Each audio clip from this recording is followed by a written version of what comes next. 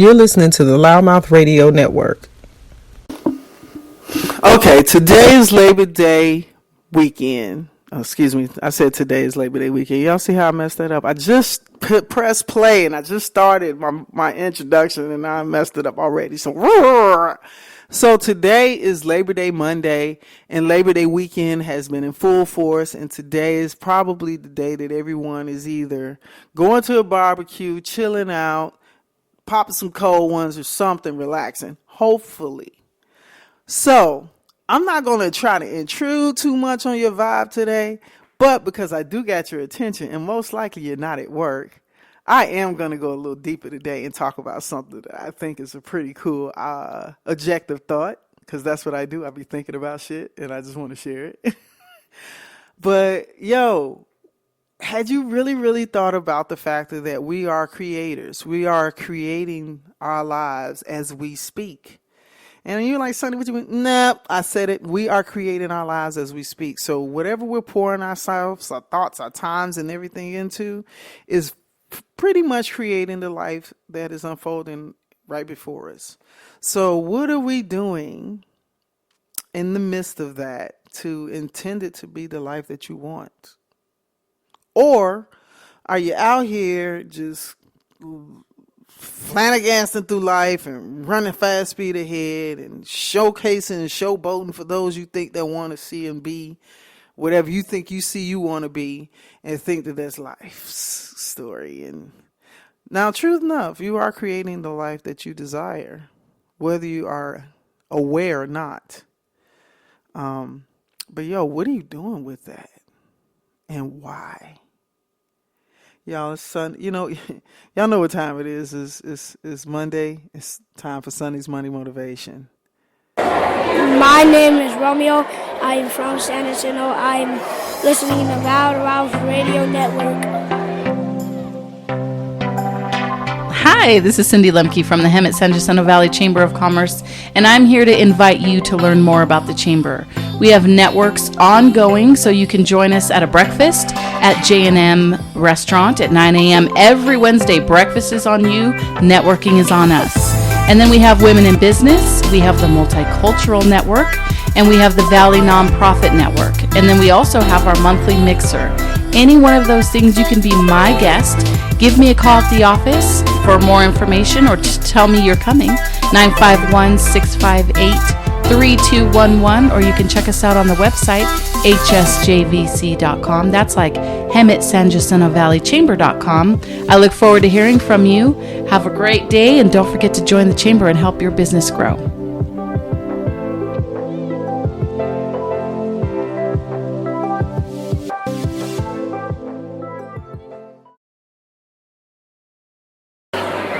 This is Sylvia.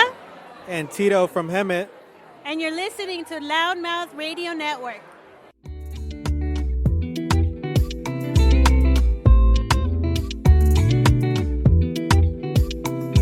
Fast hauling, junk removal, and demolition is serving the Hemet, San Jacinto, and Temecula Valley areas, providing affordable junk and bulk pickup services.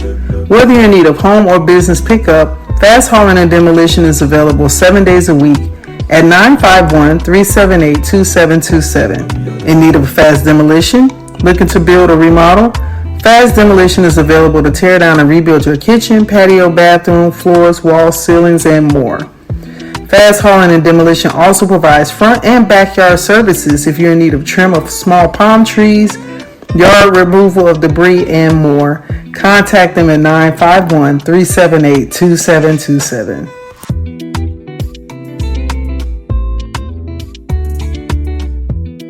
You're listening to the Loudmouth Radio Network.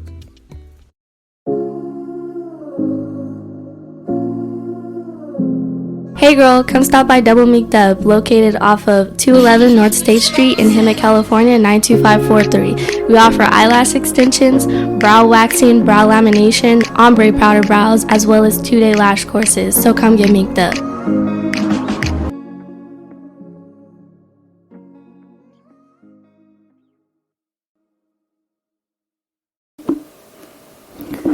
Did you know that your life is ultimately your greatest creation? I'm sure that there's some people out here that are thinking that they may not be creative, that they may be more analytical, and you might be what they say. I'm a numbers person, so things that have to deal with finances I get, but creative sides of things I may not. But I care to differ. We are all allowing ourselves to have these bite of experiences and opportunities to see what can unfold in our world because of our thoughts and our decisions that we make. If we were to really stop and think about that, really stop and think about it and recognize that you are ultimately creating the heaven or hell that you're experiencing right now here on earth.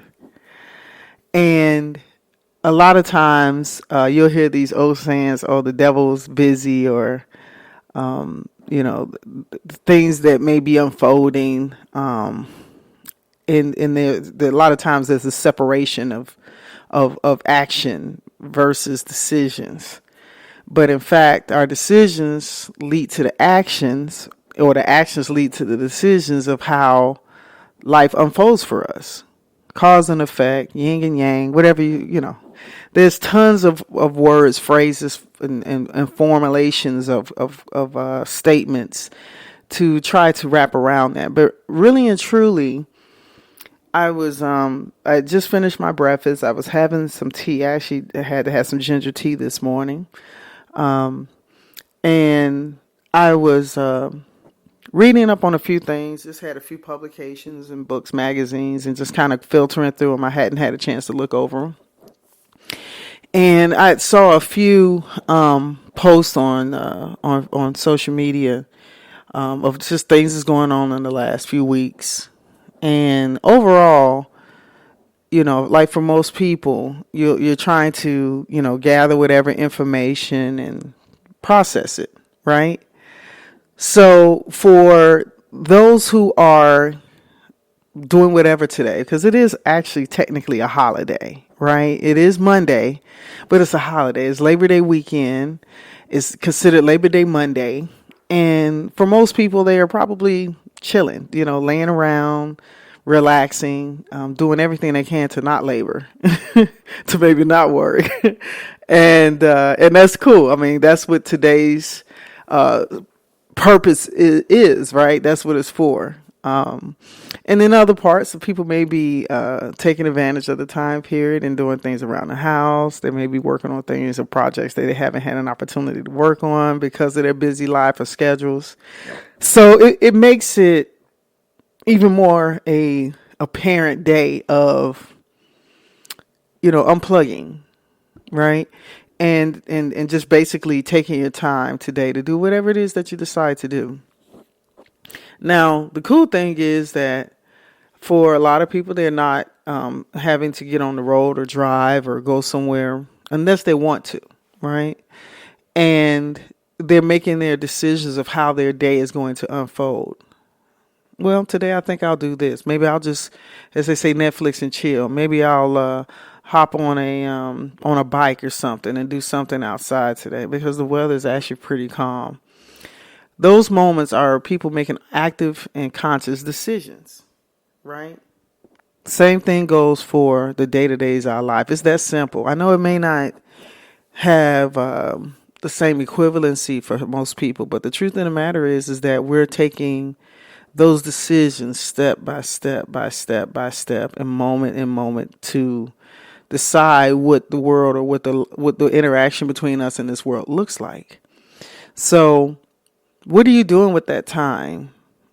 What are you creating within your life, whether it be something of value, something of social purpose or professional purpose or personal purposes? But the real deal is I want to know that we're aligning our minds with the fact that we're creating our day-to-day and our futures. What we're doing now is also going to decide what the next few weeks, next few months, next few days. This is this funny thing that time has this ability to feel pressured at times. Sometimes you can get lost in time. Like today's a holiday. So if you're not at work, you may not be as pressed to pay attention to the time versus a day like normally at this time of day, you'll be at work or on your way to work or in the midst of work already doing things and being conscious of time. So when we actually look at how we can take that and bend it towards our best, our good, to have as much compartmented experiences in our lives and purposeful moments in our lives, and taking it and making it count, right? And not necessarily just for us, right? Like right now, I'm talking on the radio right now, and you're taking the time to listen to what I'm saying to you. So I have become a part-minute part of your day. You've taken the time out to listen to me, which I really, really appreciate, right? But do we really recognize what we're doing with our time and how we're shaping it, how we're molding it? Are we being all that we can be and making it sound like it's something that we could really put measurement to? I remember when I was working towards my degree in undergrad, and I was a video and film major at Savannah College of Art and Design, SCAD for short. And I can remember our school during that time period, there were quite a few video and film majors. And like most people that have assignments for their senior project, or like some people may say their theses or whatever it is that they have to finish to complete their complete their coursework. Well, for us, we had to write, produce, create, a video project, and I decided to do something that was like a slice of life for me. I can remember when this senior project is just like every other time period of coursework. Had the same time period, 8 weeks of coursework time period to get things done. Of course, those like this, what's that word? Procrastinate. Is a real thing in academics. It happens, right? And I remember having to figure out how to get the ability of finishing my project on time, because we had studio space for our production time to finish our projects, and that required us to allocate time to be able to get into the editing suites to be able to finish our work. So the editing suites, we're talking full production suites here, guys. I mean, multiple screens, all your decking, just all your stuff is in, it was relying on you getting into this space so that you can create and finish and complete your project. I remember during that time period, it was so intense because there was a ton of us working and doing the same thing. Everybody had the same goal. And at the time, we were limited on suites. And mind you, the video building, the Hamilton Hall building that's in Savannah, at that time, you only had, I'm going to just give a rough number because I don't remember exacts, but let's just say we had maybe like 10 editing rooms or something like that. So you have maybe a student body of maybe 28 to 30 seniors who all had projects, who all had the same responsibility, who all had the same ambition to get the best grade, to do their best work. Now, this is the time when you're taking everything that you've learned and what you've journeyed through and applied and create this project that represented you and your academic achievements and propelling to the world what your next steps look like. So, it was a lot of pressure. It was a lot of responsibility. But not only where we, in regards to this project and in the sequence of what we needed to do, but there were also freshmen, sophomores, and juniors who were using the same suites that we were all using in the same building, which meant that there was very, very little room to play with. Now, mind you, we are talking about computers. So, of course, the building is absolutely freezing because the building has to be cold because of all of the computers and all the equipment. So, but computers, they get tired, especially when there's a tremendous amount of usage. And I can remember, I think the last few weeks going into, our deadlines of our projects. And I had one of the longer pieces. It was like a 30-minute segment, which means that I had a lot more time to have to edit this project. So I remember going through some extremes, and I'm not going to put myself out there too much and say too many things, but I will say I remember when there was no sleep. There was like almost 24-hour days of rotation. And I remember myself and other students, especially some of my friends, that were like stressed. We were all going through high levels of stress, and people were snappy and short and anxious. And we were all fighting to get things done, and I did successfully finish my project. But man, let me tell you something. It was ugly when we were sleeping out, like people, like, I guess this is still happening when concert tickets or shoe releases are coming out and people want to get these, get these minimal opportunities to get these items before they're sold out. I can remember sleeping in my car at the school, waiting for the building to open and running into the building to try to get one of the suites before the day booked up. You had to be on an appointment log. You had to be able to have availability to get in there. And so, guys, it was so intense. And I mean, we're talking, this has been over 20 years. And I could still feel what that pressure felt like to get it done. I still remember just literally panicking that I decided to do this project. It was one of the lengthiest projects I ever done. And there was constant fighting to try to get into suites.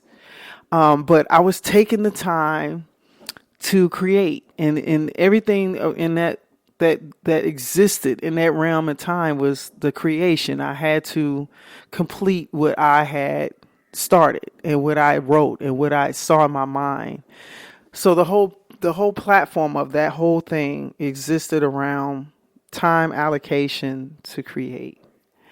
And so, of course, after everything was done and we had our project screened in the Savannah Theater, and I remember feeling like everything that it took, which there were some extreme times and moments to get it done, but it got done. And it was such a relief. And I was so proud of my project and seeing some of my other friends and peers that completed their projects and were able to show and film and show their projects. And everybody just relished in the finished product. And we're talking about intentionally the understanding that we only had so much time to create these projects. The funny thing is with our lives, we don't necessarily measure our lives the same as I just mentioned my project in school was. But in fact, the big difference, of course, we don't know how much time we have here on earth. We really don't know how much allocation is given to us as an individual. What we do know is that we're going to come into this earth and we're going to have an opportunity for however long we can, and then we're going to depart from our physical form as we know it. And so I remember one of my friends made this statement, and it was so, it wasn't grim, but it was real. And she said, every day we're getting closer to death, the longer that we're living. And when you think about those types of aspects of how we're out here doing whatever we're doing, existing however we're existing, do you feel like you are giving everything that you can in your life and making it worth something, of incredibility and value and substance? And not even just for you, because if you are at a point in your life where you're living to have the most fulfilling life, you're also going to recognize that there's this innate pull that is always pushing and propelling you to be more, to do more, to create more, to experience more.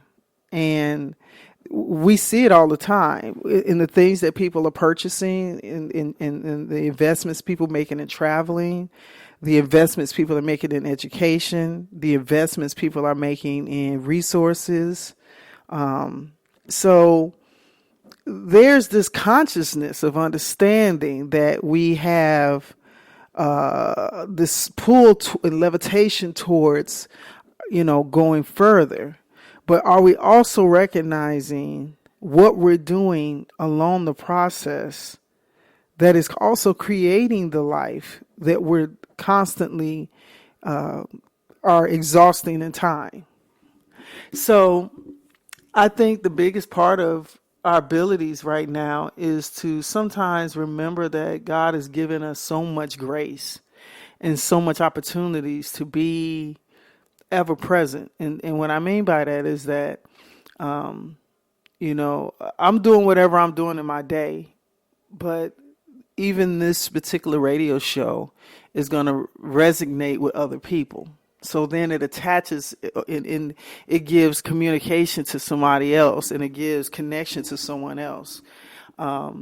If I'm writing a script, if I'm working on a book, if I'm booking travel for somebody, and they're making preparations, they're doing that contingent upon me and my input of what I'm doing to create the trip that they desire, which is then another aspect of an experience of a check mark in their life.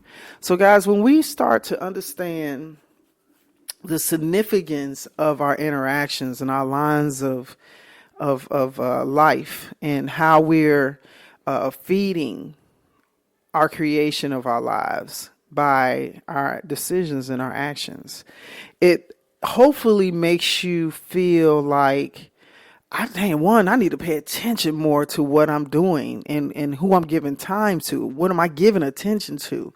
What am I doing in the process of my living? Right? And it's not to be said, it's not a requirement from anyone that you live or be a certain type of person. Technically, we would always want to hope, though, that we are being a stronger person to humanity, and that our lives are giving more value, not only to ourselves, but to other people too, totally. And if we are, really taking a hold of that understanding of what significant abilities and power we have in ourselves, that it creates a better world overall. So for me, I think that I have come to know, what's so funny is that I remember when I first started and conceptualizing this show, My Monday's Motivation. I'm be honest with you, I don't remember what year I initially started with the concept and the aspect of the show. I got to look back at my archives, to be honest with you all. So that's going to be a task I'm going to do today. But I want to say probably in the last 3 to 4 years, maybe 5, and maybe a little bit further. No, I'm lying. It may be a little bit further than that. But initially, when I first wanted to have this segment, I remember shaping it and reshaping it and reevaluating what I wanted it to be and what I wanted to convey. And for me, this was the part of me stretching myself and expressing another part of myself that a lot of times a lot of my friends and peers may not know that existed deeper with me. Because for one, I've always been this very high intensity of a person and personality that dealt with, entertainment and sociability and, laughter and acting, comedy, anything in that realm that would be maybe not as serious as a personal development self-help concept show. But the more I understood the dualities of my dynamics in so many ways, this is a very big part of who I've always been. A lot of things that I've always read have always levitated towards that realm. So it was cool to recognize my own evolution of not just existing in my own world and reading this kind of stuff, but also to start speaking on it. And then too, I also shared a lot of people who I followed, listened to, and had admiration with that was in this space. And I come to know that it's purposeful, that the things that we, even if we're looking at other people, a lot of times, why are we attracted to entertainers or personality types that we are? There's something that they have within, or that they're in a part of, that draws you. And whatever it is, it's up to you. I'm not saying that there's a problem or that you need to examine it, but there's obviously something that pulls your attention to them. And I can remember feeling like, I know that I read a lot of these things, and I know that I'm working towards implementing the actions of some of the things that I'm reading. Yet I was not fully in my voice, if you will, in regards to conveying certain things. So when you can have something like I have at this moment, I can actually go back and look. Loudmouth Radio has been going for 10 years, but as I look at Sonny, and I look at Sonny's progression of information, of input, of production, and topics and conversations and aspects and things, I can see my journey. And it allows me to be able to formulate a creative path of what I've inputted over time.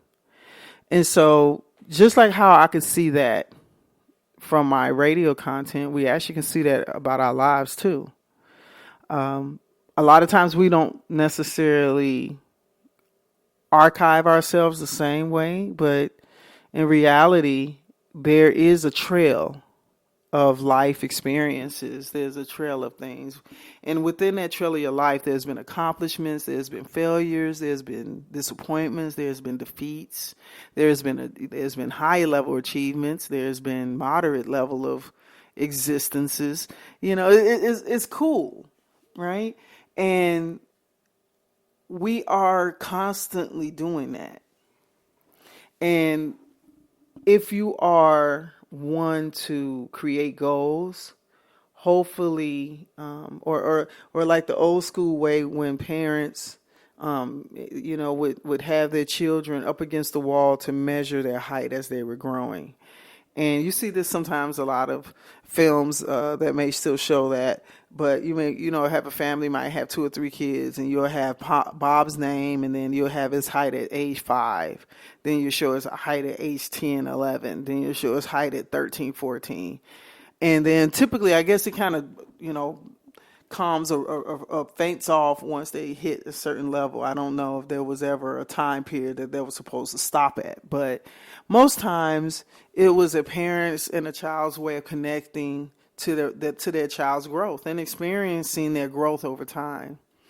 Guys, we got a lot of tick marks in our lifespan, in our lifeline, in our lifespan. And I know for me, I feel that I've had a lot of life experiences over these last 4+ decades. And as my next level of my decade is coming upon me very quickly, say something smart, I'll hang up on you. But as my next decade of my life is coming fast and furious, I feel like there's some defining things that are happening now that is going to introduce and bring that next decade for my life forward. And I think as a younger person, a lot of times we don't look at it that way. And I know that age factors make you look at things differently. And as you're aging and getting, older, you'll start to measurably look at things and identify things. And maybe what mattered for you at 20, 30, or 40 won't matter to you at 50, 60, and 70, right? And but in the midst of all of that, you're in the middle of it. And I just want to encourage us to measurably take account of ourselves and work toward being the best part of who we can be in it. And that we are doing it with purposeful intention. And as we're, going into another level of life and there's a lot of things that are happening and changing. The way history is being written now will just determine based upon what we decide to put into it. So let's be conscious of what we are investing and creating for ourselves and others. And I think that it will help us as a mankind be a stronger component toward the future and the generations that'll be here, even when we are not. So, guys, I want to thank you for this opportunity on this Labor Day to give you something that may be a little bit more intense than our last show content, but hey, that's what I'm here to do, give you a little bit to think about. So I want to thank you guys for taking the time to listen in on this holiday Monday, Labor Day. We're in September, guys. It is literally 4 months of the year left. And I can't believe we're getting closer to the point of seeing Christmas stuff, because it's coming. I've seen people put stuff out in September, the latter part of September going into October. So, hey, you already know. This is what I'm telling you. Take account for the time, bro, because people will push time faster than you may want it to go.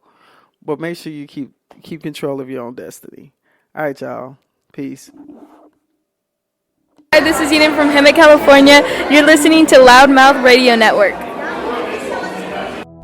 Cynthia Sweet Treats, located at 1259 South State Street in Hemet. We are located in the Diamond Valley Shopping Center.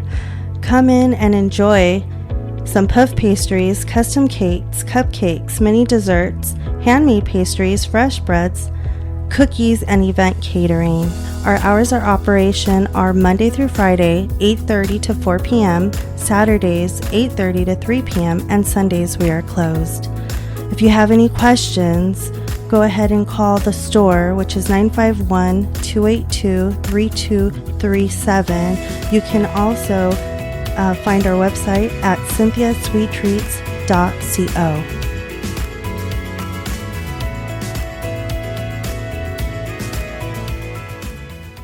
You're listening to the Loudmouth Radio Network.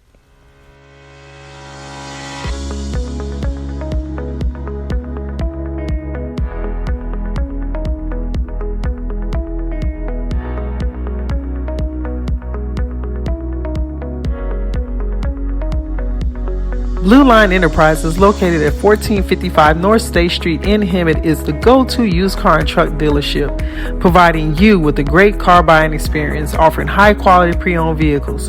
From the moment you walk through the door, commitment is provided to you for a great buying experience with a skilled sales staff, great financing options. We'll help you get the vehicle you want at the great price you deserve. Contact us at 951-293-3105 and feel free to find us online at BlueLineEnterprisesLLC.com.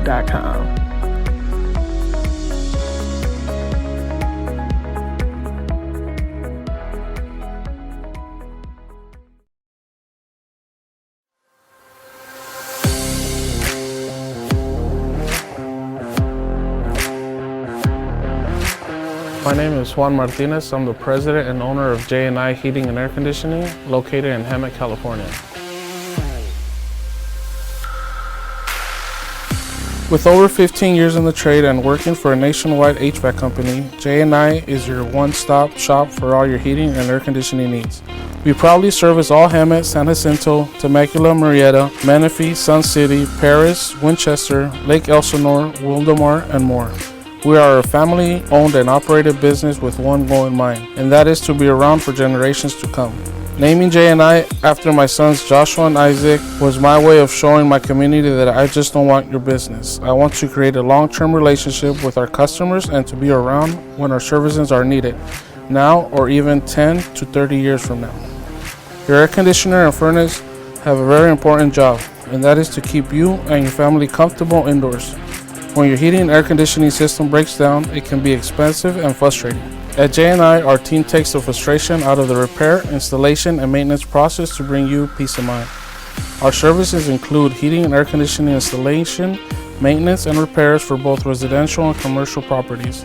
We also provide a free in-home consultation on upgrading or replacing your existing heating and air conditioning system. We make it our top priority to provide our customers with honest and affordable repairs in a timely manner. My name is Judy Nadler, and I'm a customer of J&I. They put in AC for me, so if it wasn't for them, I probably wouldn't have any. They have very good people that work for them. They're very polite, and they're very nice and neat, and I really, really like them a lot. If you need any heating and air conditioning services or a second opinion, contact us today.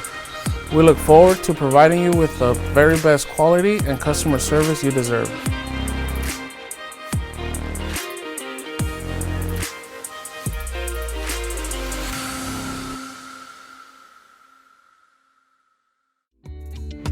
Eli's Handyman Service is proudly serving the Inland Empire for all your handyman needs.